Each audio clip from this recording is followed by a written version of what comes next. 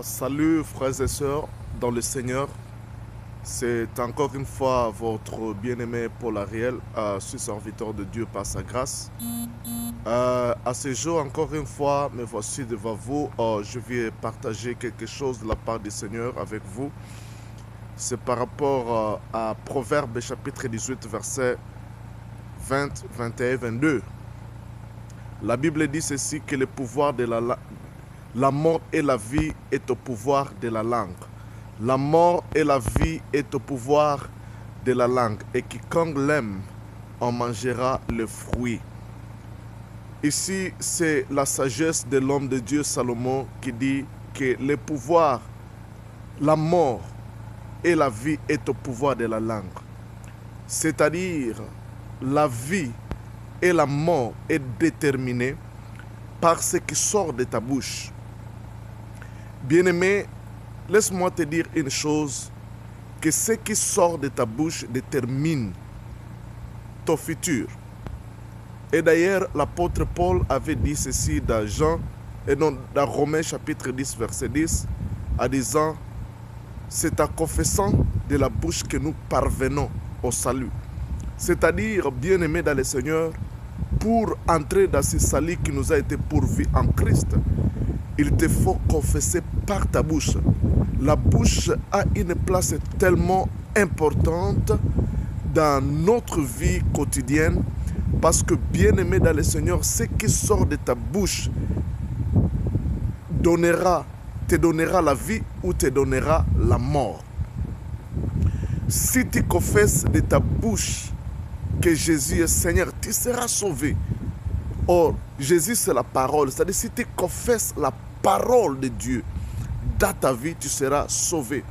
Bien-aimé dans le Seigneur, pour que ton mariage subsiste, pour que ton business subsiste, pour que tes relations subsistent, pour que chaque chose continue à vivre dans ta vie, il te faut confesser, il te faut utiliser ta bouche, parce que ta bouche détermine ton futur. Fermer sa bouche, c'est fermer son futur. Fermer sa bouche, c'est fermer son avenir. Fermer sa bouche, c'est fermer sa destinée. Imaginez l'homme de Bartimée. Il n'avait pas les yeux, mais il avait appris, il avait les oreilles. Il a appris que Jésus passait et il a crié, fils de David, aie pitié de moi. Bien-aimé dans le Seigneur, ce qui est sorti de la bouche de Bartimée a permis que les yeux de Bartimée puissent s'ouvrir, a permis que Bartimée puisse voir. Si Bartimée est devenu un homme normal, il a recouvré sa vie, il a été guéri de son aveuglement. C'est parce qu'il avait la bouche et il a déclaré, il a crié auprès du Seigneur et le Seigneur l'a visité et l'a fait grâce. Alors, bien-aimé, ce qui sort de ta bouche détermine ton avenir. Bien-aimé, la vie et la mort est au pouvoir de la langue. Et la Bible dit, quiconque l'aime en mangera le fruit. Je comprends que, bien-aimé, ce qui sort de ta bouche, c'est comme une semence. Quiconque l'aime en mangera le fruit. Bien-aimé dans le Seigneur, la semence, c'est quelque chose que tu sèmes dans la terre et dont tu attends le fruit dans le futur. Bien-aimé dans le Seigneur, quelles sont les semences qui sortent de ta bouche? Parce que tout ce que tu dis est une semence. Si tu as une mauvaise semence, tu récolteras de mauvaises productions, de mauvais fruits. Si tu sèmes une bonne semence et dans la bonne terre, tu récolteras de beaux fruits. Alors, bien-aimé dans le Seigneur, apprends à confesser la parole de Dieu. Apprends à bien parler parce que tout ce qui sort de ta vie, tu en mangeras les fruits. Et tôt ou tard. Et même Jésus avait dit, par tes paroles, tu seras jugé et par tes paroles, tu seras justifié. Bien-aimé dans le Seigneur, ton avenir ne dépend pas de tout ce qui sort de ta bouche. Apprends à bien parler, bien-aimé. Ne tue pas ta vie au travers de ce qui sort de ta bouche. Quelqu'un m'a dit hier, et j'ai été béni, il a dit, il y a 3 choses qui sont vraiment des choses que nous devons faire attention sur.